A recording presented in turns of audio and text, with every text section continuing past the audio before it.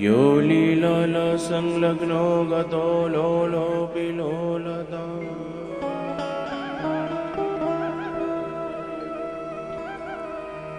तं लीलवपुषं बालम्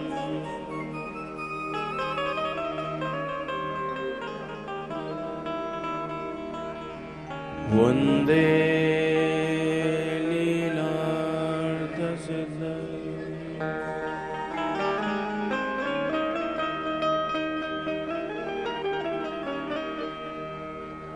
नौमीड्यते भ्रवपुषे तडिदम्बरा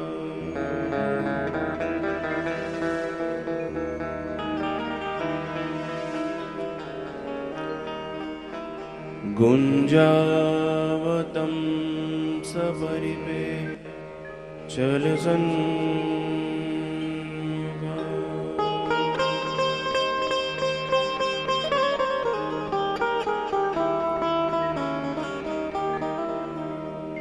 वन्यस्रजे कवलवेत्र विषाणवे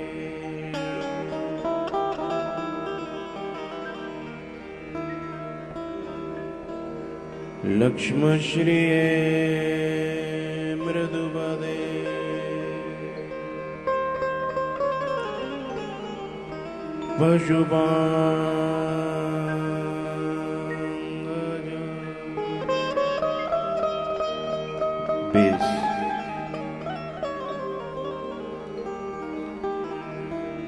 बोली वृंदावन बिहारी लाल की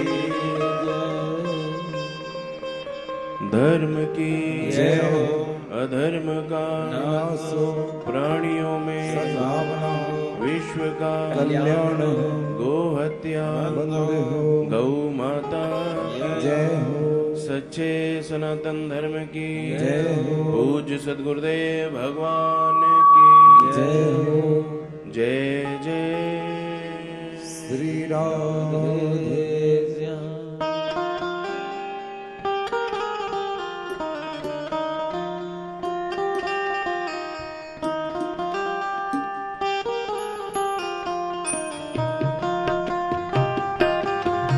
ये गोपाल राधा कृष्ण गोविंद गोविंद गोपाल राधे कृष्ण गोविंद गोविंद।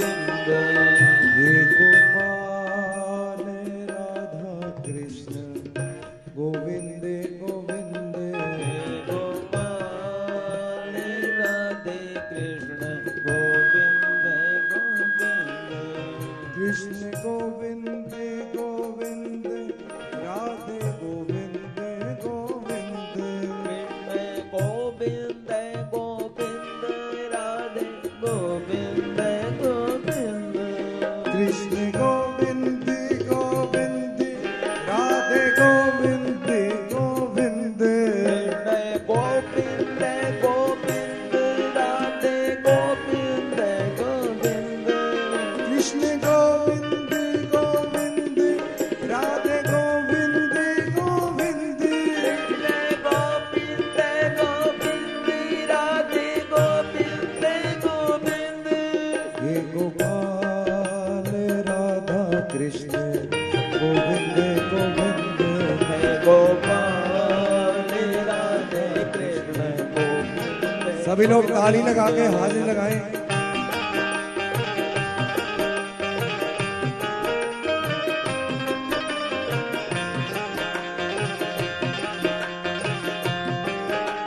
हरि बोल।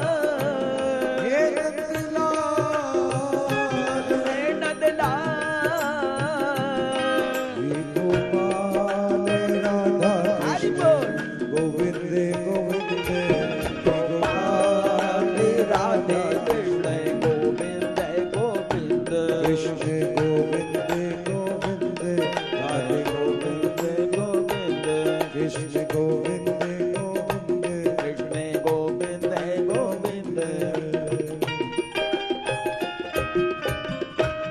बोले श्री बांके बिहारी लाल की जय। व्यास जी महाराज जी की जय। श्री सतगुरुदेव भगवान भगवान की जय। जय जय श्री राधे जय जय श्री राधे। बोली वृंदावन बिहारी लाल की जय।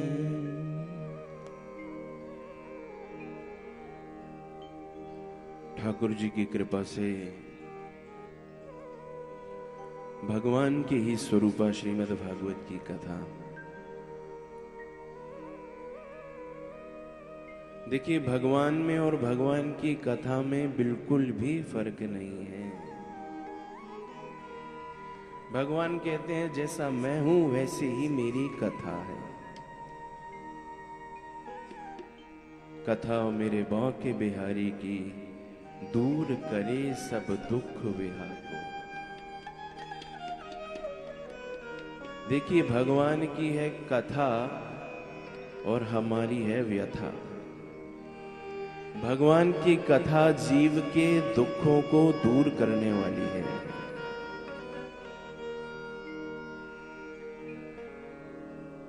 कोई भी कार्य करने के लिए देखिए 3 चीजों की बड़ी जरूरत होती है।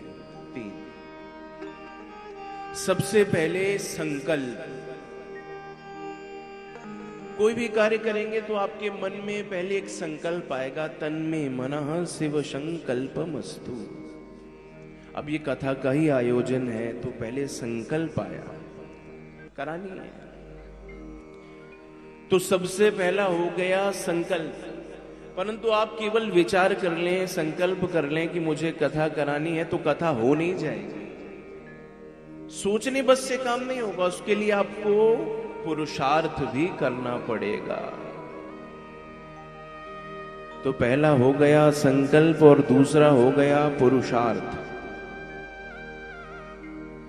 नाही सुप्तस्य सिंहस्य प्रविशन्ति मुखे मृगा। सोते हुए शेर के मुख में कभी मृग प्रवेश नहीं करता। कि शेर ने विचार कर लिया मुझे भोजन चाहिए और मैं सो जाऊं और मेरे मुख में आकर के हिरण प्रवेश कर जाए, ऐसा हो नहीं सकता। उसके लिए उसे पुरुषार्थ करना पड़ेगा। तो पहला हो गया क्या? संकल्प। दूसरा हो गया पुरुषार्थ। पर कभी कभी ऐसा होता है कि हमने संकल्प भी कर लिया, हम मेहनत भी कर रहे हैं, फिर भी काम नहीं बन रहा है। संकल्प भी है, पुरुषार्थ भी कर रहे हैं, पर काम नहीं बन रहा। क्यों? बोले क्योंकि भगवान की कृपा नहीं हो रही। सर्वोत्तम है श्री ठाकुर जी की कृपा। तो कोई भी कार्य करने से पहले सबसे पहले तो मन में संकल्प, उसके बाद पुरुषार्थ, फिर भगवत अनुग्रह। इसलिए कथा का आयोजन पहले संकल्प मन में आया, कथा करानी चाहिए, फिर हमने पुरुषार्थ किया और पुरुषार्थ करने के बाद ठाकुर जी की कृपा भई, तब जाकर के कथा सुनने का मौका मिल रहा है। तो 7 दिनों की ये कथा है और मैं तो ये कहता हूं ना, ये कथा केवल हम कह देते हैं ये है कथा। ये कथा नहीं है, ये तो श्री ठाकुर जी की बैठक है। हमारे श्री ठाकुर जी कहीं पर मिले ना मिले, घर में नहीं मिलेंगे कोई गारंटी नहीं है। कोई व्यक्ति घर में मिलता है, कोई दुकान में मिलता है, कोई मित्र के पास मिलता है, कोई स्थान निश्चित नहीं है। भैया मिलने गए आपसे, आप तो घर में नहीं थे, दुकान में नहीं थे। पत्नी से पूछा कहाँ हैं हमारे मित्र? बोले कहीं हो ना हो, बोले अपनी बैठक में मिल जाएंगे। इसी प्रकार श्री ठाकुर जी कहीं पर हो ना हो, कथा पंडाल में मिल जाएंगे। ये भगवान की बैठक है। क्योंकि नारद जी ने भगवान से पूछा था आप कहाँ मिलेंगे। भगवान ने कहा था नाहम वसामि वैकुंठे। ये केवल मैं अपना एड्रेस मैंने दे रखा है कि मैं वैकुंठ में रहता हूं, परंतु वास्तविकता तो ये है नाहम वसामि वैकुंठे न योगी नाम हृदय न च। योगियों के हृदय में भी मिल जाऊं, इस बात की भी भगवान कहते हैं कोई गारंटी नहीं है। घर में मिल जाएंगे, बोले कोई गारंटी नहीं। नाहम वसामि वैकुंठे न योगी नाम हृदय न च। कहां मिलेंगे। नारद भक्ति सूत्र में नारद जी कह रहे हैं ठाकुर जी कहां मिलोगे। भगवान कहते हैं मद भक्ता यत्र गायंती तत्र तिष्ठामि नारद। हे नारद, जहां पर मेरे भक्त मेरे प्रेम रस में डूब करके मेरे भाव को गाते हैं, मैं वहां पर होता ही होता हूं। कहीं पर मिलूं ना मिलूं, पर कथा में जरूर मिल जाता हूं। इसलिए तो हमारे हनुमान जी ने भगवान के साथ जाने को मना कर दिया था। हमारे प्रभु राम जब जाने लगे, श्री ठाकुर जी ने हनुमान जी से कहा चलो हनुमान। बोले कहां चलें। बोले अब हमारी लीला समाप्त हो गई है। भगवान कह रहे हैं राम जी हनुमान चलिए। कहां। बोले साकेत। बोले वहां क्या क्या मिलेगा। राम जी कहते हम मिलेंगे, और क्या चाहिए भैया। बोले आप बस मिलेंगे। बोले नहीं, हम मिलेंगे तो हमारे साथ साथ हमारी सेवा मिल जाएगी। पैर दबा लेना भैया, नेक सिर में दर्द हो जाए तो सिर दबा लेना, मैं मिल जाऊंगा। राम जी कहते हैं साकेत में मैं मिल जाऊंगा, मेरी सेवा मिल जाएगी। हनुमान जी कहते हैं और आपकी कथा। राम जी ने कहा साकेत में कथा तो नहीं मिलेगी। हाथ जोड़ करके प्रणाम करते हुए हमारे हनुमान जी महाराज कहते हैं ठाकुर जी क्षमा करिए, ये दास हनुमान आपके बिना रह सकता है, आपकी सेवा के बिना रह सकता है, परंतु ये आपका दास आपकी कथा के बिना नहीं रह सकता।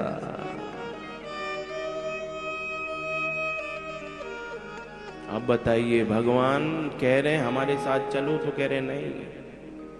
बोले जब तक आपकी कथा गंगा इस धरती पर बह रही है तब तक ये हनुमान कहीं जाने वाला नहीं। तो भैया ये सच्चाई है, जहां पर कथा होती है वहां पर कोई आए ना आए, हनुमान जी महाराज सबसे पहले आ जाते हैं। स्वर्गे सत्य च कैलाशे वैकुंठे नास्तयम रसहा। ये स्वर्ग लोक में नहीं है, ये सत्य लोक में नहीं है, ये केवल भगवान की कथा इस भूलोक को प्राप्त हुई है। अतः पिबंती सद्भाग्या मामा मुंचत कर ही चित। इसलिए भैया ये भगवान की कथा बड़ी दुर्लभता से मिलती है। कथा तो आप सबने सुनी है।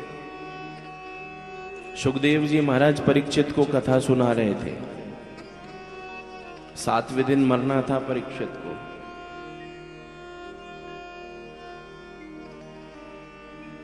देवता स्वर्ग का अमृत लेकर के आ गए। अमृत कितनी बड़ी वस्तु है, जिसको पी लो तो कभी मरना नहीं पड़ता। देखिए वे स्वर्ग सुधामृत है, वो स्वर्ग का अमृत है, और ये भागवत कथा अमृत है। जब हम कोई अच्छा काम करके जाते हैं ना, तो हम स्वर्ग में जाकर के देवता के समान बन जाते हैं। आपने अच्छा काम किया है, आप स्वर्ग में आपकी सीट पक्की। स्वर्ग जाएंगे, वहां पर आपको एक माला पहना दी जाएगी। स्वर्ग में रहने के अधिकारी कब तक हैं? बोले जब तक माला में ताजगी है, फ्रेश जब तक वो ताजी है तब तक आप स्वर्ग में रह सकते हैं, और जैसे ही माला मुरझाने लगती है धक्का मार करके आपको धरती पर भेज दिया जाता है।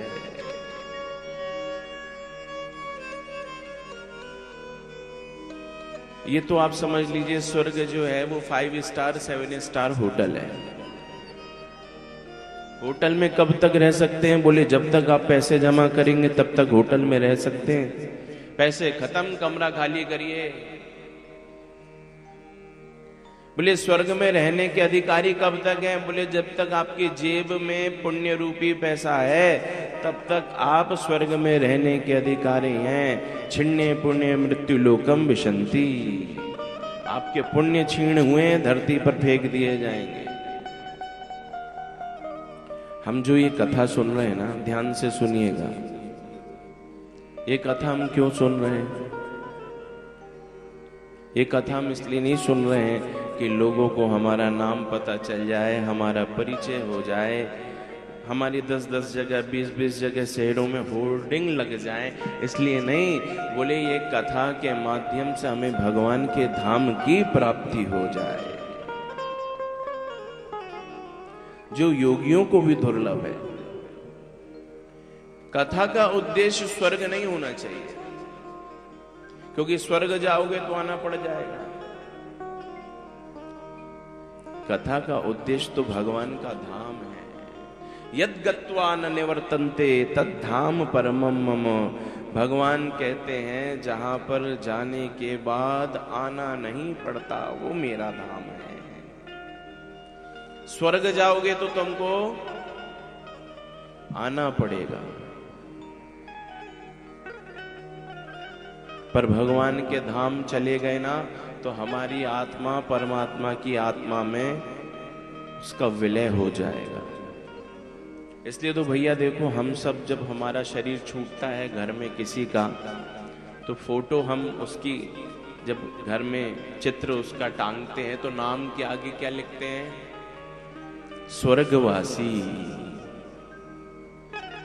क्योंकि हम दुनिया वाले जानते हैं कि हम ऐसा काम करके गए हैं कि दोबारा हमको लौट करके आना पड़ेगा।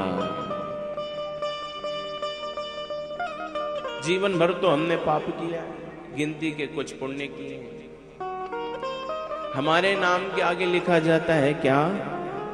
स्वर्गवासी।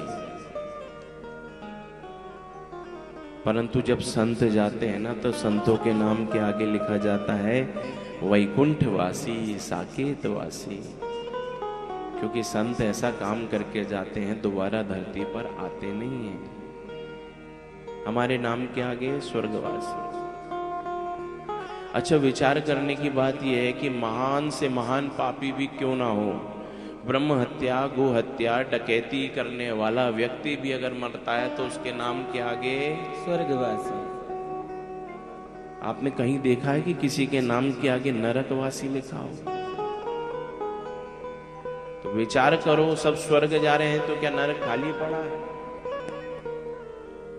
वहां पर भी तो कोई जा रहा होगा, परंतु ये हमारे यहाँ पर ऐसी परंपरा है कि नाम के आगे लिख दिया जाता है। तुम कहीं भी जाओ, महान बड़ा से बड़ा पापी लिखने वाला भी जानता है कि घोर नरक में गया होगा, फिर भी नाम के आगे लिखा जाता है स्वर्गवासी।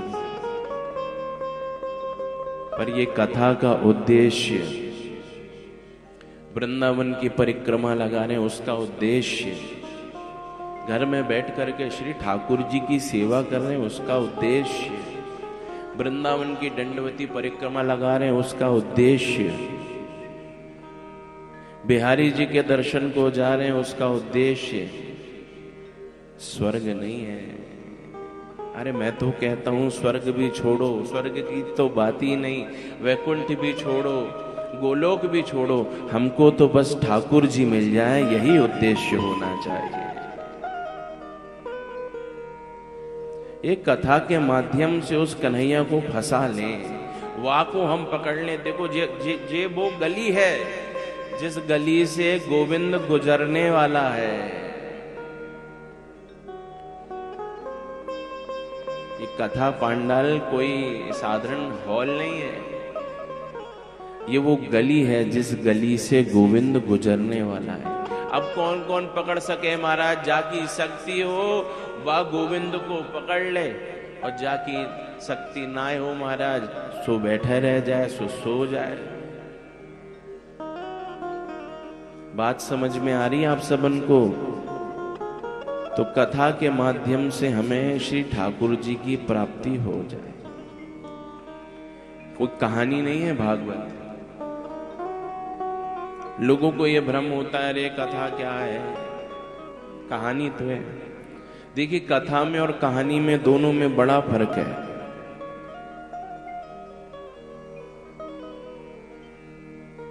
कथा जगाने के काम आती है, उत्तिष्ठ जागृत। कथा किस काम आती है? बोले जगाने के काम आती है। और कहानी सुलाने के काम। जब बच्चा रात में नाए सोए तो मैया ते कहे, मैया मोई नींद ना आए रही, ने कहानी सुनाए दे। फिर मैया सुनाएगी, एक राजा था, एक रानी थी।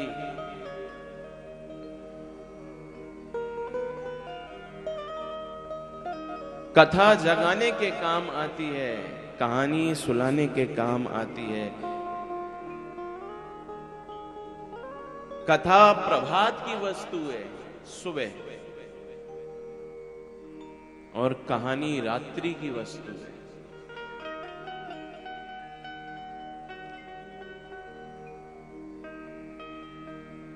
कथा मनोमंथनात्मक होती है और कहानी मनोरंजनात्मक होती है।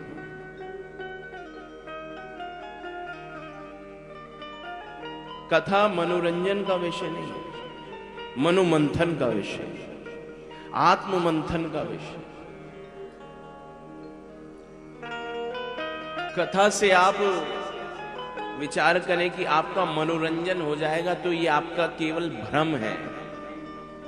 कथा मनोरंजन नहीं करती, कथा मनोमंथन करती है, आत्ममंथन करती है, जीव को उसके स्वरूप का परिचय कराती है। कहानी आपके हिसाब से बदल सकती है, आप चाहे तो कहानी को बदल सकते हो। कहानी आपके हिसाब से बदल सकती है, परंतु कथा वो है जो आपको बदल सकती है। तो महाराज, कथा और कहानी में बड़ा फर्क है। भगवत कृपा ले साधवा, शास्त्र कहते हैं अगर तुमको कथा सुनने को मिल रही है तो ठाकुर जी की बड़ी कृपा है। क्योंकि तुम्हारे पास धन है और तुम विचार करो कि तुमको कथा मिल जाए, तो बड़े से बड़े धनवान हैं जो महाराज कथा को जानते तक नहीं है। अगर यदा कदा वो कथा में आकर के बैठ जाएं तो केवल वो उनका उद्देश्य एंजॉय करना है, एंटरटेनमेंट। कथा एंटरटेनमेंट का विषय नहीं, कथा एनलाइटनमेंट का विषय है, मनोरंजन का विषय। आज के समय में क्या हो गया, आज हमको उस फल की प्राप्ति क्यों नहीं हो रही जो फल परीक्षित को एक कथा सुनने से मिल गया था। अरे महाराज जी 108 कथा सुन डाली। हमने कहा माता जी तुमको प्रणाम है, 108 कथा सुन डाली फिर भी महाराज कल्याण नहीं हो रहा। आप विमान की बात करते हो महाराज, 108 कथा सुन ली फिर भी कल्याण नहीं हो रहा, क्योंकि कथा का स्वरूप बदल गया, कथा का उद्देश्य बदल गया। कथा सारस ततो गतः। हमने केवल कथा को मान लिया कि चलो मनोरंजन कर लेते हैं। महाराज जी कुछ वृंदावन में ऐसी कथा का आयोजन हो जाए कि हम सब आ जाएं और गेट टुगेदर हो जाए। ये कथा हम संसारियों को मिलाने के लिए नहीं है, हमारे पास फोन आया कि भैया हमको ना हमारे परिवार वाले मिल नहीं पा रहे हैं, बहुत समय हो गया, तो कुछ ऐसा आयोजन हो जाए कि जिसमें हम सब आ जाएं, तो एक दूसरे से हम सब का मिलना हो जाए। कथा संसारियों को नहीं, अपितु कथा भक्त को भगवान से मिलाने वाली है।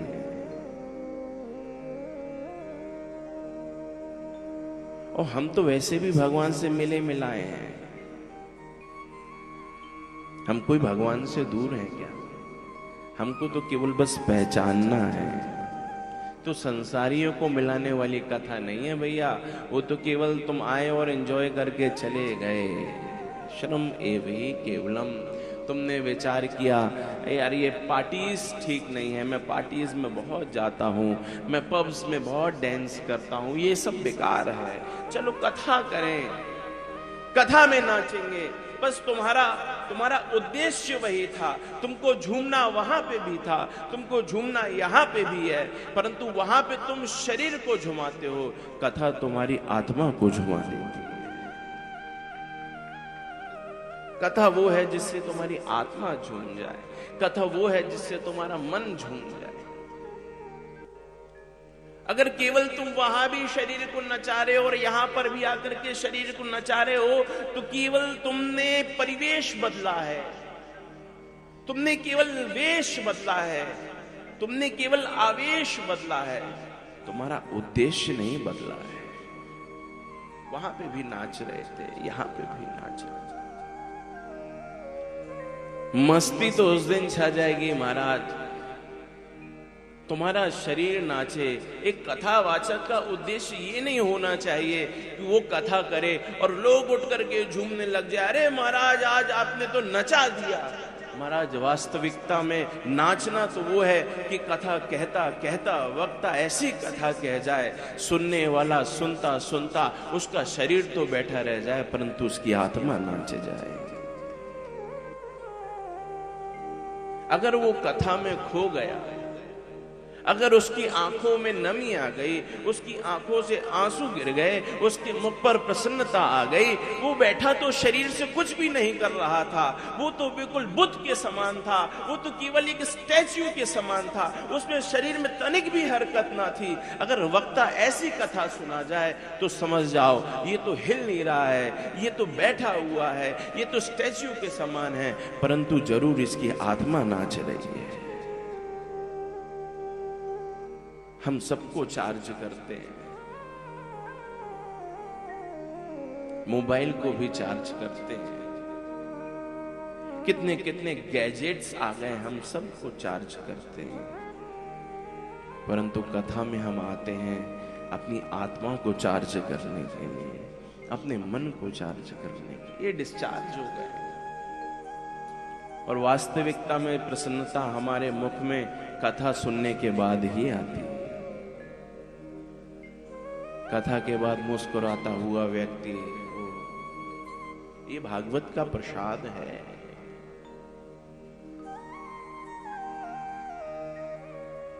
बाजार से कोई आ रहा था, किसी के हाथ में सब्जी थी, समझ जाओगे देख करके कहां से आ रहा है। हाँ भाई सब्जी बाजी खरीद करके, कपड़े हैं तो समझ जाओगे कहां से आ रहा है। बोले कपड़े के बाजार गया था।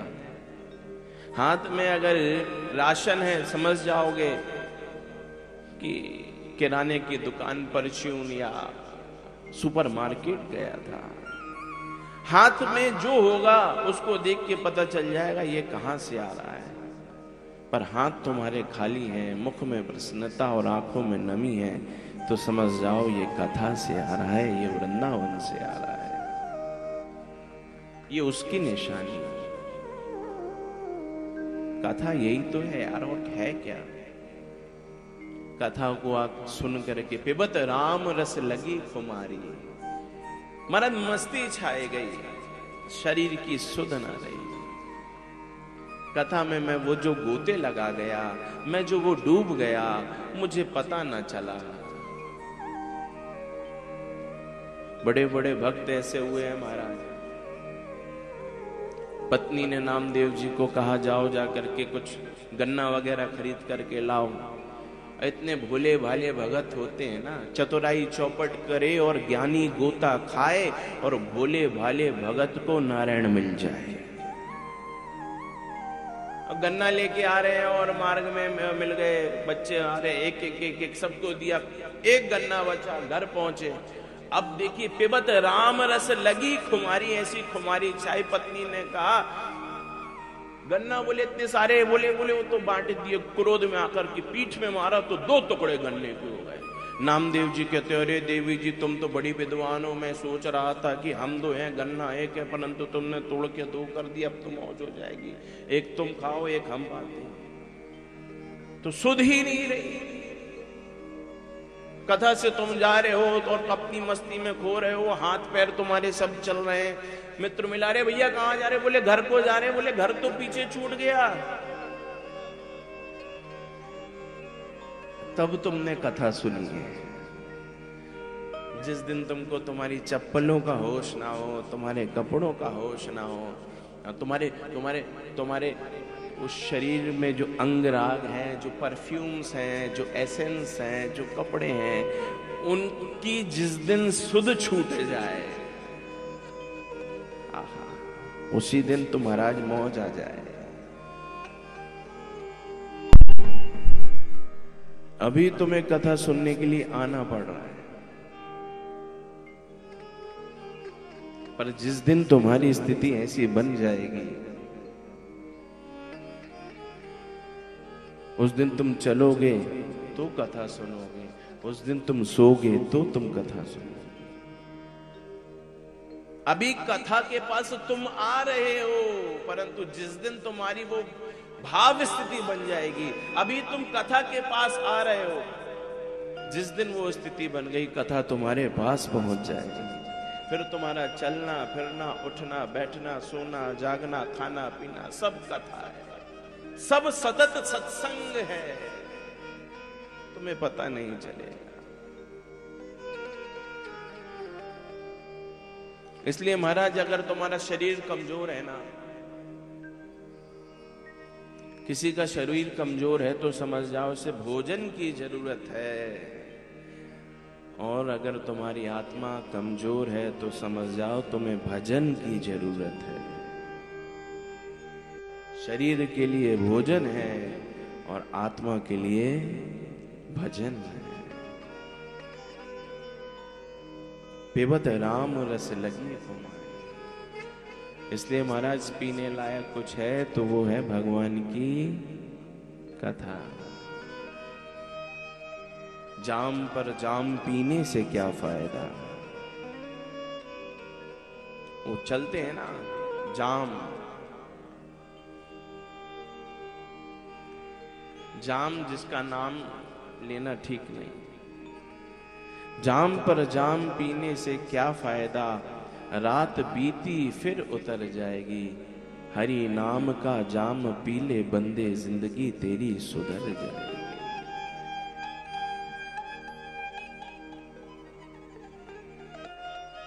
तो महाराज पीने लायक अगर कुछ है तो वो है भगवान की कथा। 7 दिनों में तुम कथा का मतलब भी जान गए तो तुम बहुत जान गए महाराज। पूरी कथा की बात तो छोड़ो, 7 दिनों तक तुमने कथा सुनी और तुम्हारे पड़ोसी ने तुमसे कही अरे महाराज कहां ते आ रहे हो? बोले कथा ते आ रहे हैं, कथा सुनवे गए थे हम। अच्छा महाराज कथा तो बाद में सुनाइयो, पहले बताओ कथा का मतलब क्या है। गलती यही हो जाती है। आप तो प्रबुद्ध श्रोता हैं सब, आए दिन कथा सुनते हैं, कभी यहां भाग रहे हैं कभी वहां भाग रहे हैं। परंतु किसी दिन अगर किसी सच्चे संत ने तुमसे पूछ लिया कथा का अर्थ क्या है, कथा का मतलब क्या है, तो महाराज वहीं पे गड़बड़ हो जाएगी। महाराज ये तो हमने जाना ही नहीं, हमने सब सुन लिया, पर कथा का वास्तविकता में अर्थ क्या है बस वही न जान पाए।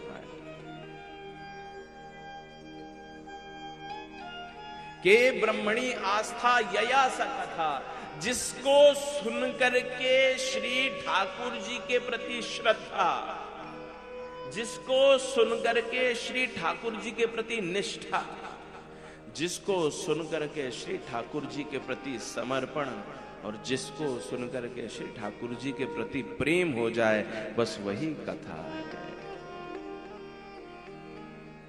के ब्रह्मणी आस्था ये आशा, कम सुखम स्थापयति इति कथा। एक संत कहते हैं, महाराज हम हमेशा दुख के सागर में डूबे रहते हैं, जब देखो जब कोई ना कोई दुख लगा रहता है। कथा क्या करती है? मैंने कहा ना, कथा का प्रसाद क्या है? प्रसादस्तु प्रसन्नता। कथा का प्रसाद है प्रसन्नता। किसी संत से पूछा गया, महाराज कथा का प्रसाद क्या है? बोले भक्ति का स्वरूप क्या है? बोले सदैव मुस्कुराता हुआ व्यक्ति, सदैव प्रसन्न रहना ही भगवान की सर्वोत्तम भक्ति है। तो हमेशा मुस्कुरा रहे हो तो तुम भगवान की भक्ति ही कर रहे हो। सदैव प्रसन्न रहना ही भक्ति का स्वरूप है। इसलिए महाराज, और ये भागवत का प्रसाद भी है, प्रसादस्तु प्रसन्नता। और प्रसाद को हम क्या करते हैं? अगर तुम वृंदावन गए हो, बिहारी जी का प्रसाद लेकर के आए, तो क्या अपने तक रखोगे? अरे तुम्हारे पड़ोसी आएंगे तो नैक उनको दोगे, तुम्हारी मित्र मंडली आएगी कुछ प्रसाद। अरे भैया वृंदावन गए थे हम, वहां थे, हमको ये प्रसाद मिलो है, नैक तुम भी लो, तुम भी लो, तुम भी लो, सबन को बांटोगे। भागवत का प्रसाद है प्रसन्नता। जैसे तुम प्रसन्न हो वैसे ही सब प्रसन्न हो जाए, बस यही तुम्हारा उद्देश्य होना चाहिए। भागवत का उद्देश्य है तुम्हें प्रसन्न करना और तुम्हारा उद्देश्य है सबको प्रसन्न करना, बस यही तो भक्ति है। कम सुखम स्थापयति इति कथा। जब देखो, जब हम कोई ना कोई टेंशन में डूबे रहते हैं, कोई तन दुखी, कोई मन दुखी, कोई धन बिन रहत उदास, थोड़े थोड़े सब दुखी, सुखी राम के दास। ऐसा संसार में है कोई जिसको कोई भी दुख ना हो? बताइए। 3 प्रकार के दुख हैं, चौथा कोई दुख होता ही नहीं है। कोई तन दुखी, कोई शरीर से दुखी। अरे महाराज, रुपया पैसा, घर परिवार, बच्चे सब है, पर शरीर ठीक नहीं। और जब तक शरीर ठीक नहीं होगा तो भक्ति कैसे करेंगे हम? बोले सब तो व्यवस्था है, बोले लेकिन ये शरीर में पीड़ा है, किडनी में डायलिसिस रोज, किसी को कोलेस्ट्रॉल की बीमारी है, किसी को घुटने की बीमारी है। ये शरीर तो रोगों का मंदिर है। तो महाराज बाकी सब तो ठीक है, ये शरीर का दुख है, पीड़ा। किसी ने कहा नहीं नहीं महाराज, शरीर तो हमारा बड़ा अच्छा है। कोई तन दुखी, कोई शरीर से दुखी है। किसी ने कहा नहीं नहीं महाराज, हमारा शरीर तो बहुत अच्छा है। तो आपको कौन सा दुख है? बोले कोई मन दुखी, हम मन से बड़ा परेशान है, रुपया भी है और व्यवस्थाएं सब हैं, परंतु हमारी बहू हमारी बात नहीं मानती। जब से घर में आई है, घर नर्क कर दिया, खाना पीना सब हराम हो गया। ये मन का दुख है। अब सबसे भयंकर दुख होता है ये मन का। ये जितनी भी बीमारियां, स्ट्रेस, एंजाइटी, हम साइकाइट्रिस्ट के यहाँ चक्कर लगा रहे हैं। महाराज आज भारतवर्ष में साइकाइट्रिस्ट डॉक्टरों की संख्याएं बढ़ती जा रही है।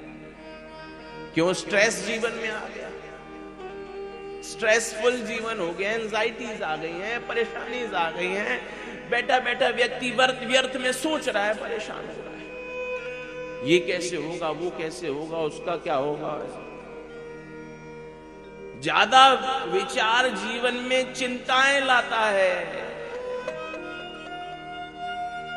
तुम्हें अगर चिंता से बचना है तो श्री ठाकुर जी का चिंतन करना है,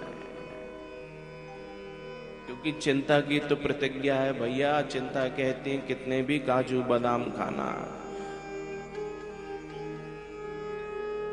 जब तक तुम्हें मौत की शैया पर ना लिटा दूं मेरा भी नाम नहीं। चिंता तुम्हें अर्थी तक ले जाती है और चिंतन तुम्हें कृष्ण की गोद में बिठा देता है। के बिहारी रान की।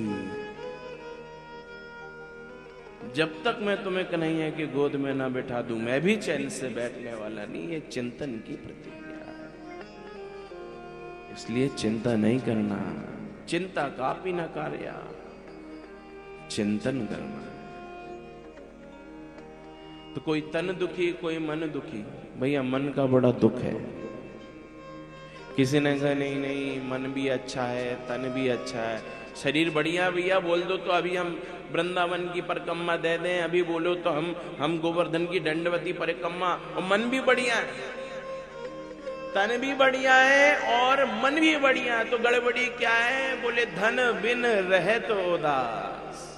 रुपया पैसा नहीं है भैया, किराए के घर में रह रहे हैं, हर एक तारीख को किराया मकान मालिक खड़ा हो जाता है, किराया दो, रुपया नहीं है। ये तीन प्रकार के दुख हो गए कि नहीं? कोई तन दुखी शरीर का दुख, कोई मन दुखी, कोई धन बिन रहे तो उदास। थोड़े थोड़े सब दुखी सुखी राम के दास। नानक तुखिया सब संसार सुखिया जई नाम धाम। आज तो हमने धन संपत्ति रुपया पैसे को मान रखा है, परंतु संत क्या कहते हैं भैया?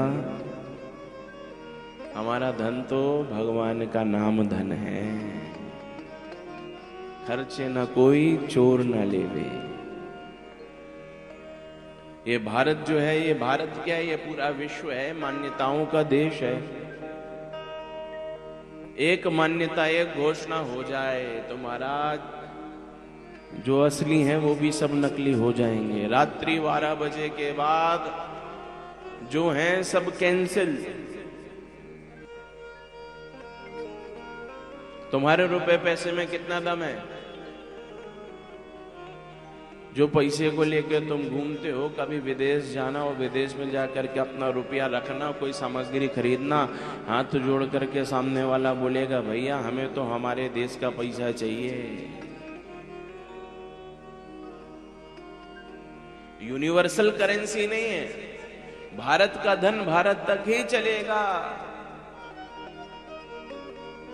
यहां से नए ये भारतवर्ष को छोड़ करके तुम गए और तुम्हारा जो रुपया था वहां उसकी कीमत समाप्त हो गई। रात्रि 12 बजे के बाद जितने हैं सब नकली हो जाएंगे। देखा है लोगों ने ऐसे ऐसा। क्या होगा? जिसके गुमान में घूम रहे थे फिर रहे थे सब कागज बन गए।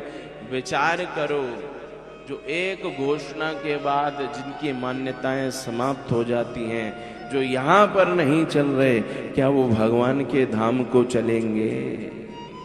भगवान के धाम पे तो केवल एक ही धन चलता है, वो है भगवान का नाम धन।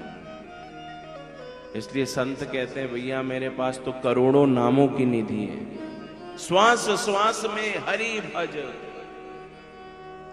वृथा श्वास मत खोए, ना जाने इस श्वास का आवन होए ना होए। सदगुरुदेव भगवान कहते हैं हर जीव एक दिन में 21,600 श्वास लेता है। कितनी सांस लेते हैं हम? 21,000। हर श्वास में ये भगवान हमें सांस दे रहे हैं, तो हर सांस ये भगवान की उधारी हम पर है। तो भगवान का ये अमाउंट बढ़ता जा रहा है। देखो भगवान ये सांस हमको दे रहा है। अभी नए ये बीमारी क्या फैली, ऑक्सीजन की कमी क्या हो गई, लोग मरने लग गए। सांस देने वाला कौन है बताइए? भगवान।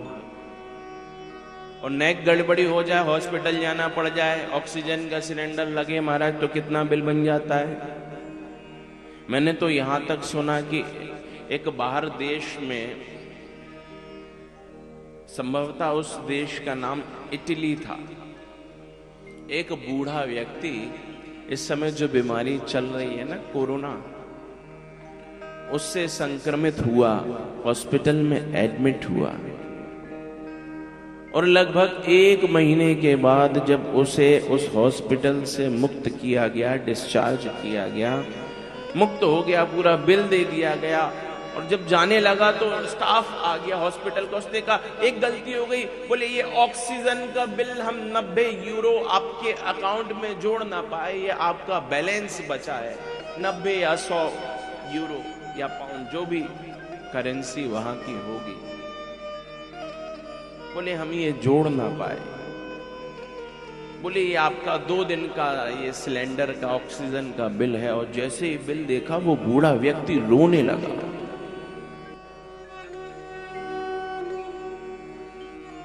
डॉक्टर आ गए, डॉक्टरों ने कहा चिंता मत करो, आप नहीं दे सकते तो कोई बात नहीं, हम दे देंगे आपके बदले, अब रोइए मत। 100 यूरो तो है, कोई बहुत बड़ी करेंसी, कोई बहुत बड़ा धन तो है नहीं, 10, 15, 20 हजार रुपए हम सब मिला के, आप रोइए मत। उसने कहा ना ना, मैं इसलिए नहीं रो रहा कि मुझे ये बिल देना है। बोले ये बिल तो मैं दे दूंगा, ये मेरे लिए कोई बहुत बड़ी बात नहीं है, मैं तो इसलिए रोने लगा, मैंने विचार किया, बताओ 2 दिन के लिए आपने मुझे श्वास क्या दी, 100 यूरो का बिल दे दिया, परंतु उस परमात्मा ने जीवन भर जो मुझे श्वास दे रहा है, अगर वो अपना बिल भेज देगा तो भैया कहां से दूंगा।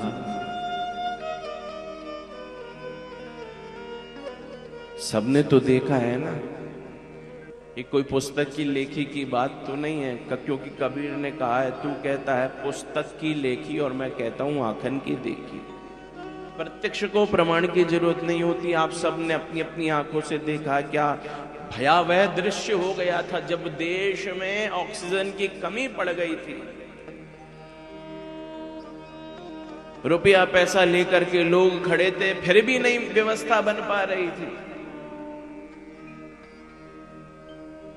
भगवान हमें श्वास दे रहा है, हर श्वास में भगवान का ऋण हम पर आता जा रहा है। तो श्वास श्वास में हरि भज, वृथा श्वास मत खोए, ना जाने इस श्वास का आवन होए न होए। हर श्वास में, इसलिए 21,600 नाम हमें प्रत्येक दिन लेने हैं। और इन नामों को लेने से तुम विचार करो कि तुमको पुण्य मिल जाएगा, तो ऐसी भी बात नहीं कि भैया हम सत्कर्म कर रहे हैं, हम पुण्य कर रहे हैं, ना ना। नाम लेने मात्र से अगर तुम्हें पुण्य मिल जाएगा तो ऐसी भी बात नहीं है। वो तो केवल तुम अपना नित्य कर्म कर रहे हो, डेली रूटीन कर रहे हो। जैसे तुम सुबह उठते हो, ब्रश करते हो, स्नान ध्यान सब चीज करते हो, वो तुम्हारा डेली रूटीन है। इसी प्रकार 21,600 नाम हम क्यों ले रहे हैं? बोले ठाकुर जी आपने हमें ये श्वास दी है, उसके बदले में हम आपका धन्यवाद अदा कर रहे हैं। हर श्वास में हमें भगवान का नाम।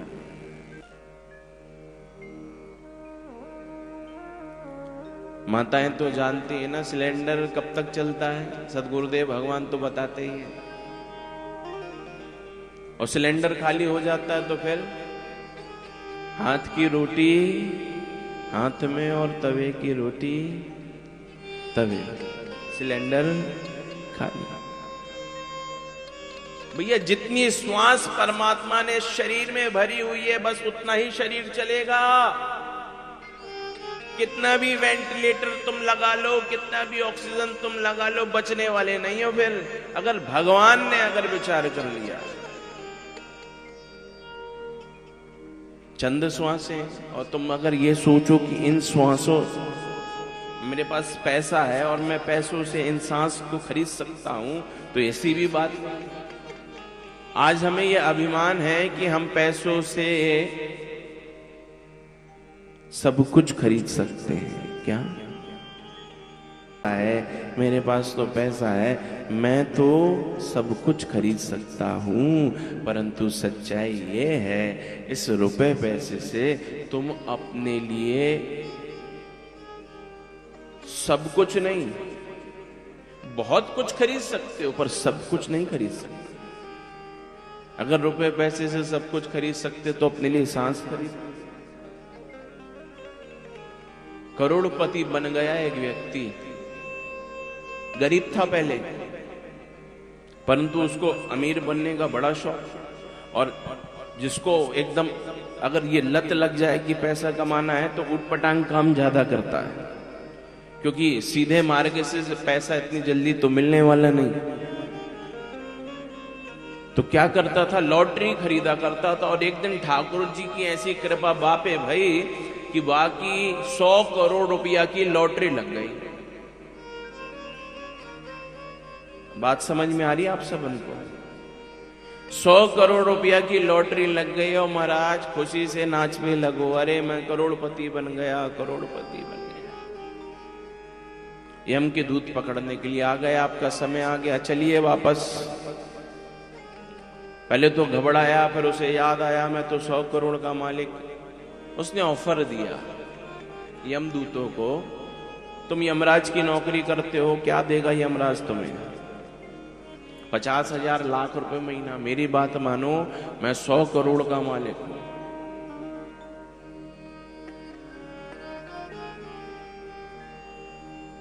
ये रुपया पैसा यहीं तक चलता है। इकट्ठे कर जहां के जर सभी मुल्कों के माली थे, और सिकंदर जब गया दुनिया से तो दोनों हाथ खाली थे।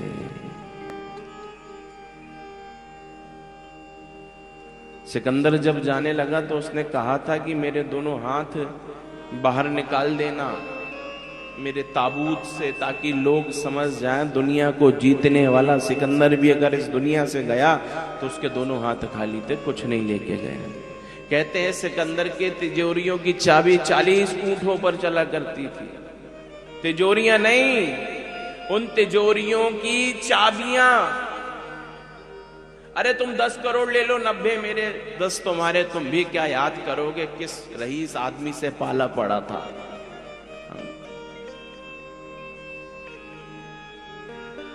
यमदूतों ने मना कर दिया। उसने कहा लगता है बड़े लालची नजर आते हो, 20 करोड़ ले लो, 30 करोड़ ले लो, 40, 50, धीरे धीरे करके 90 करोड़ ले लो। भैया 10 मुझे दे दो, मैं करोड़पति बनाऊं, थोड़ा मैं भी धन का सुख उपभोग करके देखूं क्या मिलता है।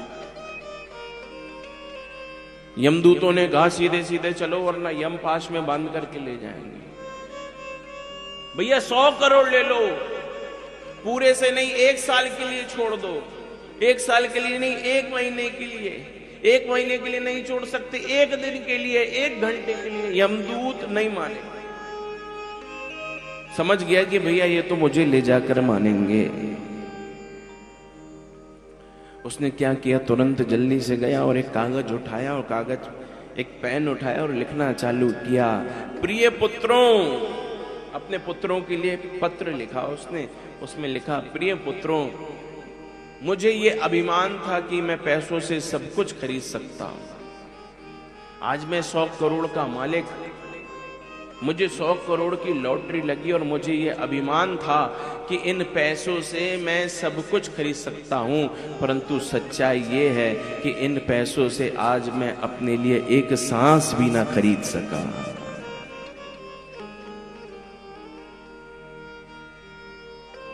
इसलिए भैया हर श्वास में दुनिया वालों को तो तुम थैंक यू बोलते ही हो। भगवान देखो कितनी सुंदर हमारे अनुरूप व्यवस्था भगवान ने की है। समय से सूर्य भगवान प्रकट होते हैं, समय से सूर्य भगवान अस्त होते हैं, सुंदर वायु चल रही है, सुंदर ठाकुर जी ने रोटी कपड़ा मकान सबकी व्यवस्था करने वाला भगवान। अरे सरकार कुछ देती है तो बदले में टैक्स भी लेती है। परंतु भगवान देखो सब फ्री दे रहा है। सुंदर तन दिया है, खाने के लिए सुंदर व्यवस्था की है, शांत मन दिया है। लोग तो भैया एक समय का भोजन नहीं मिलता, तुम तो देश विदेश की यात्राएं कर रहे हो, चैन से सो रहे हो, मस्ती से खा रहे हो। तो विचार करो कितनी कृपा है ठाकुर जी की तुम पर। सारी व्यवस्था होने के साथ साथ श्री ठाकुर जी ने तुम्हें इस भारतवर्ष में जन्म दिया। और धोखे से भगवान अगर तुम्हें यूक्रेन में पैदा कर देता, तो अफगानिस्तान में पैदा कर देता, तो मानव तन दिया है, मानव तन के साथ साथ सुंदर मन दिया है, सुंदर मन के साथ साथ भारतवर्ष में श्री ठाकुर जी ने तुमको प्रकट किया है। तो कितनी कृपा ठाकुर जी कर रहे हैं। और उसके साथ साथ तुम्हारा मन कथा में भी लग रहा है। कथा का आश्रय मिलना कोई सरल नहीं है भैया। अनेक जन्मार्जित पुण्यम। कोई कहे महाराज कि हमने एक कथा, एक जन्म का कोई पुण्य, हमारा कोई सत्कर्म की कथा सुनने को मिल गई, ये सत्कर्म थे हमारे। ऐसी बात नहीं है। वो तो श्री ठाकुर जी कृपा कर दें तब जाकर के कथा में मन लगता है। जब तक ठाकुर जी की कृपा ना हो महाराज, तो कथा में हमारा मन भी ना लगे।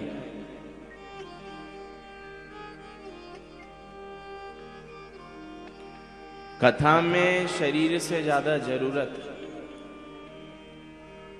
कथा में तन से ज्यादा जरूरत मन की है।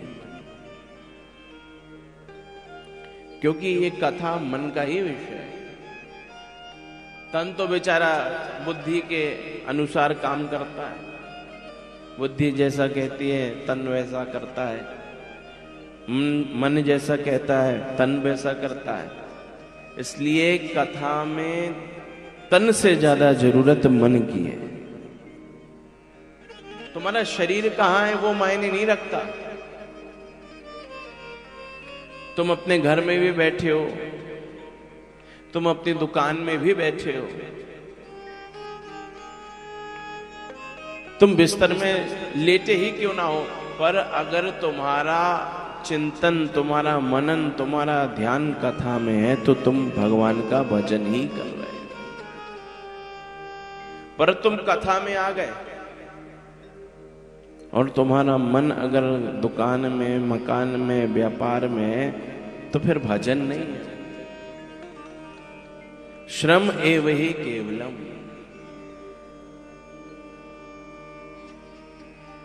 सब बात चिंतन की है।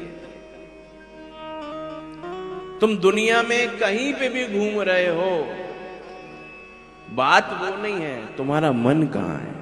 कभी कभी ऐसा होता है ना महाराज कि वृंदावन में बिहारी जी के मंदिर में बिहारी जी की दहली पर बैठा हुआ व्यक्ति, अगर उसका मन अगर परिवार में है, घर में है, दुकान में है, तो सामने बिहारी जी हैं, पर मन घर में है, तो तुम संसार में ही हो। और कभी कभी ऐसा होता है कि संसार में रहता हुआ व्यक्ति भी मन से श्री ठाकुर जी के निकट होता है। वो अपने हृदय में ही श्री ठाकुर जी का दर्शन करता है। जिस दिन तुम्हारा चिंतन पवित्र हो जाएगा, जिस दिन तुम्हारा मन तुम्हारे कंट्रोल में हो जाएगा, अभी तो तुम्हें बिहारी जी का दर्शन करने के लिए वृंदावन जाना पड़ रहा है, इसमें तुम्हारा एफर्ट लग रहा है, तुमको श्रम पड़ रहा है कि मुझे वृंदावन जाना है। लेकिन जिस दिन तुम्हारा चिंतन पवित्र हो जाएगा, मन का मार्जन हो जाएगा, श्री ठाकुर जी से प्रेम हो जाएगा, अभी तो तुम्हें वृंदावन जाना पड़ रहा है, परंतु जिस दिन तुम्हारा चिंतन, तुम्हारा मन भगवान के प्रति समर्पित हो जाएगा, तुम्हारा घर ही वृंदावन बन जाएगा।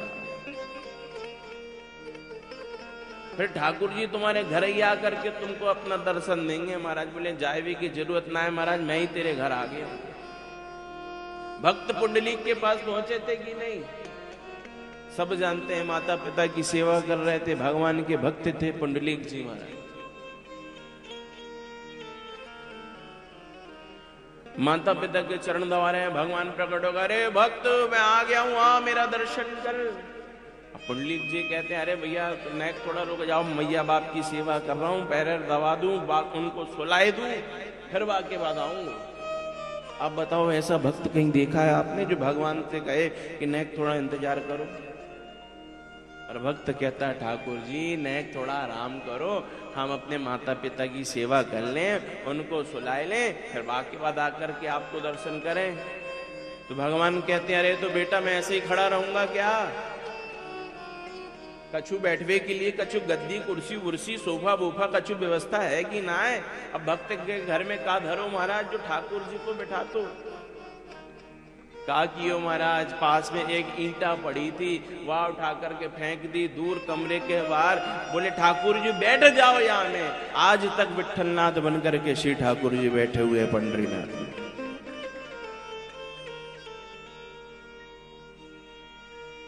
पंढरपुर में पंढरीनाथ बनकर के बैठे हुए हमारे श्री ठाकुर जी। अब बताइए मन ठाकुर जी के प्रति समर्पित है गया तो देखो भगवान घर प्रकट हो गए। मन की बात है, तन की बात नहीं है। तन तो तुमने बहुत सजाया, तन को तुमने बहुत संवारा, नेक मन का श्रृंगार कर लो, नेक मन को सजाया। घर तो तुमने बहुत सुंदर सजाया महाराज, बड़े सुंदर सुंदर तुमने शैंडलियर लटकाए हुए हैं, ऑस्ट्रेलियन शैंडलियर लटके हुए हैं, पर्शियन कारपेट्स हैं, इटालियन फर्नीचर है, तुम्हारे तन पर बहुत सुंदर सुंदर ब्रांडेड सूट्स हैं, ब्रांडेड टाइज हैं, एसेंस तुमने लगाया है, बूट्स तुमने महंगे महंगे पहने हैं, तुमने मेकअप बड़ा सुंदर किया है, परंतु तुम्हारा हृदय अंदर से बड़ा गंदा है। बाहर से तो तुम तैयार होकर के जा रहे हो, परंतु हृदय से कपट तुम्हारे अंदर। एक संत और एक संसारी में महाराज बस इतना ही सही फर्क है।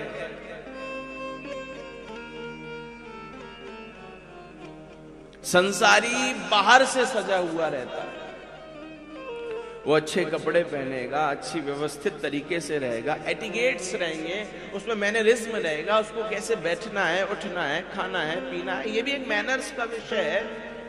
वो अगर चाय भी पिएगा तो वो ऐसे ढंग से पिएगा कि सामने वाला प्रभावित हो जाए। शक्कर भी डालेगा तो बड़े स्टाइल से, और उसमें अगर चम्मच को भी घुमाएगा तो बड़ा तरीका और बड़ा सलीका रहेगा, क्योंकि वो एटिकेट्स, उसने वो मैनर्स सीखे हैं। और तुम अगर चाय पी रहे हो और चाय में शक्कर किसी ने दी और घुमाते घुमाते चम्मच, तुम वो घुमाने का तरीका है, और चम्मच घुमाते घुमाते ऐसे घुमानी है कि अगर कप से टकरा गई और आवाज खन्न हो गई तो समझ जाएगा भैया अनपढ़ है, पढ़ा लिखा नहीं। ये बाहरी व्यवस्थाएं हैं, कैसे तुमको दूसरों के सामने स्वयं को, तुम्हारा प्रेजेंटेशन कैसा हो। संसारी बाहर का प्रेजेंटेशन देखता है, मेरा शरीर सजा है कि नहीं, परंतु संत देखता है मेरा मन सजा है कि नहीं। दीपावली का दिन आता है महाराज, हम सब मिलकर के घर की सफाई करते हैं कि नहीं? दीपावली के दिन क्या करते हैं? जितना कूड़ा कचड़ा कटका है झाड़ू लगा करके सब बाहर, मकड़ी के जाले पाले सब उठा करके बाहर। करें कि ना करें महाराज दीपावली के? हम स्वार्थी हैं, क्यों करें? लक्ष्मी जी आएंगी महाराज, पैसा से सबन को प्रेम होए महाराज, ठाकुर जी से ना होए। बिना नारायण के लक्ष्मी जो है वो चंचला है। लक्ष्मी का नाम है चंचला। पत्नी अकेली को अगर तुम घर पे बुलाओगे ना तो बार बार समय देखेगी और 1-2 घंटे में भाग जाएगी, पतिदेव आने वाले होंगे। होता है कि नहीं? नारायण के बिना लक्ष्मी को बुलाओगे तो लक्ष्मी अकेली आए तो जाएगी परंतु जल्दी भाग जाएगी। परंतु अगर तुमने नारायण को बुलाया है तो तुमने निमंत्रण केवल नारायण को दिया है, लक्ष्मी पीछे पीछे आ जाएगी। पतिदेव आते हैं ना तो पत्नी भी आ जाती, फिर वो टेंशन मुक्त रहती है, अरे पतिदेव तो साथ में है। इसलिए लक्ष्मी चंचला है। लक्ष्मी का नाम चंचला। वो अचला कहां होती है? बोले ठाकुर जी के चरणों में।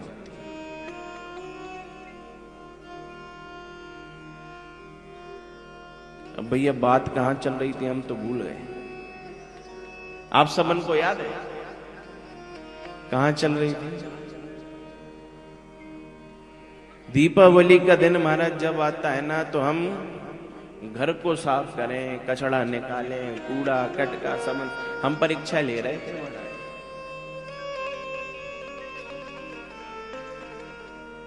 और फिर उसके बाद सुंदर सुंदर सामग्री लाते हैं। क्या करें? बोले बाजार जाएं, बाजार जा करके सुंदर सुंदर सजावे के लिए फूल पत्तियां सब आर्टिफिशियल हो, असली हो, नकली हो, हाँ सब ला करके बढ़िया घर को सजाते हैं। हाँ लक्ष्मी जी आने वाली ना, क्योंकि दीपावली के दिन समुद्र मंथन से लक्ष्मी जी प्रकट भई थी।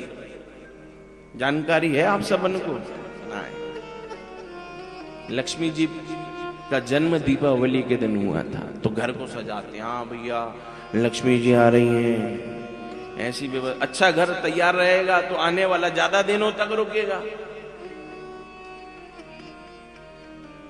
परंतु क्या कभी हमने अपने मन को सजाया है? मन में कितनी गंदगी है। तन तो बहुत सजाया, मन वैसे ही गंदा। काम क्रोध लोभ मोह मद मात्सर्य छल ईर्षा दंभ कपट, इतनी गंदगी हमारे हृदय में। भगवान तो दूर से झांक करके देखते हो, भगवान कहते हैं अरे भैया हाउसफुल, चलो लौट पड़ो। भगवान के अनुरूप मन को सजाना है। सत्य दया दान तप शौच। जिस दिन भगवान भक्त के हृदय को इतना सजा हुआ देखते हैं, प्रविशति हृदय तेषाम भक्ति सूत्रोपनद्धा। भगवान भक्त के हृदय में आकर के विराजित हो जाते हैं। इसलिए भगवान को अगर हृदय में बुलाना है, मन में बुलाना है, दिल में बुलाना है तो अपने मन को, अपने हृदय को खूब सजाना है, मन को सजाना है। ये कथा क्या करती है? बोले ये कथा भी एक ब्यूटिशियन है। माताएं जाती है ना ब्यूटी पार्लर, वहां शरीर सजता है, कथा आत्मा को सजाती है, भगवान के अनुरूप बनाती है। क्योंकि तुम्हारे शरीर के जितनी भी गड़बड़ियां हैं सब ठीक हो सकती हैं। तुम्हारे बाल, तुम्हारी आईब्रोज, तुम्हारे चीक्स, तुम्हारे वस्त्र, सबकी व्यवस्थाएं बाहर हैं। नेल आर्ट्स की भी व्यवस्थाएं हैं, सब करा सकते हो, तुम बाहर जाओगे। अब हमें जानकारी महाराज, हमारी बिटिया है ना, हम तो हमें सब बताए हो। तो बाहर की व्यवस्थाएं तो बाहर ठीक हो सकती हैं, बाहर शरीर को सजाया जा सकता है, परंतु मन को कैसे सजाएं? बोले मन को तो ये कथा सजाती है, भगवान के अनुरूप बनाती है। तो जो चीज दिख रही है उसका इलाज तो हो सकता है। बोले आंख, बोले इसका भी इलाज हो जाएगा, गड़बड़ी है। नाक, दांत, मुंह, हाथ, कान दिख रहा है, जो दिखता है वो ऑपरेट हो सकता है, वो ठीक हो सकता है। हम आपसे पूछे भैया आपका हाथ कहाँ, आप बोलोगे ये हाथ है, बोले आंख, बोले ये आंख, बोले मुंह, दांत, नाक, आप सब बता दोगे। पर कोई अगर आपसे पूछे भैया आपका मन कहाँ है, तो बता पाओगे कहाँ है मन? तो ऑपरेशन तो उसी का हो सकता है ना जो दिखता है, मन तो दिखता नहीं है। तो मन का ऑपरेशन कैसे होगा? तो ये भागवत की कथा क्या करती है? बोले ये मन को पकड़ने का काम करती है। एतस्माद् किंचित मनः शुद्धि न विद्यते। मन को पवित्र करने का इससे बढ़कर के और कोई साधन है ही नहीं। अपवित्र पवित्रो वह सर्वावस्थांगतोपि वह यह स्मरेत पुंडरीकाक्षम सवाई आभ्यंतरः शुचि।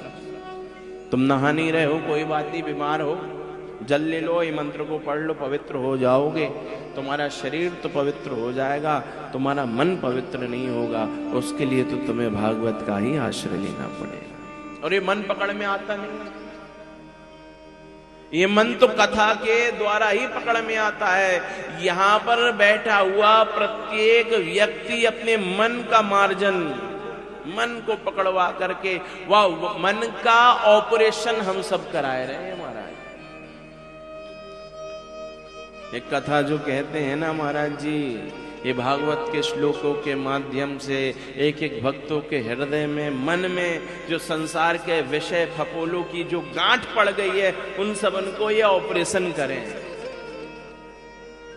भागवत की कथाओं के माध्यम से, वाक्य श्लोक के माध्यम से मिलकर के यह गांठों का ऑपरेशन होए महाराज। और फिर जब भजन होए और जो महाराज भगवान की मस्ती में नाचता हुआ नजर आ जाए, समझ जाओ ऑपरेशन सक्सेसफुल। तो बोले महाराज हमारा ऑपरेशन तो सक्सेसफुल हो गया, पर हम दोबारा क्यों आए? बोले फिर ड्रेसिंग कराने के लिए आइए। ऑपरेशन के बाद पट्टी कराने जाना पड़ता है। तो ये कथा क्या करती है? बोले मन को पकड़ने का काम करती है। मन को पवित्र करने का और कोई माध्यम नहीं है। मन को पकड़ना और मन को पकड़ करके मन का मार्जन करना, बस ये भागवत का ही काम है। क्योंकि मन तो दिखता नहीं है और सारा खेल मन का है। मन के हारे हार है और मन के जीते जीत। बोलिए भक्तवत्सल भगवान की जय। गुरुदेव भगवान की। आप हमारे संत वाणी चैनल को सब्सक्राइब करें, वीडियो को लाइक करें, शेयर करें और हाँ, बेल आइकन पर क्लिक करना बिल्कुल ना भूलें, ताकि हमारी किसी भी वीडियो की सूचना सबसे पहले आपको मिले।